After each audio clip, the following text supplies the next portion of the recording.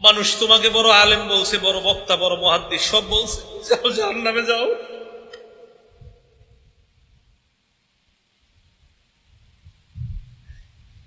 শহীদকে বলবে তুমি লড়াই করছো, মানুষ তোমাকে বাহাদুর বলবে এই কারণে, দুনিয়াতে বাহাদুর বলছে, যাও জাহান্নামে যাও।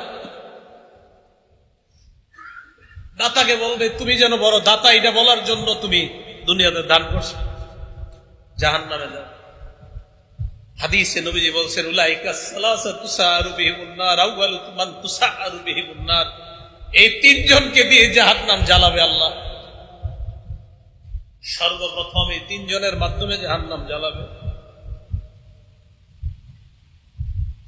মানুষকে দেখানোর জন্য যেন আমাদের আমল না হয়, আমাদের হজ, আমাদের কোরবানি, আমাদের জীবন, আমাদের মরণ সব কাকে খুশি করার জন্য বলেন?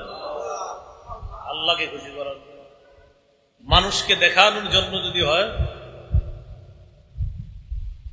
একদম শেষ, জাহান্নামে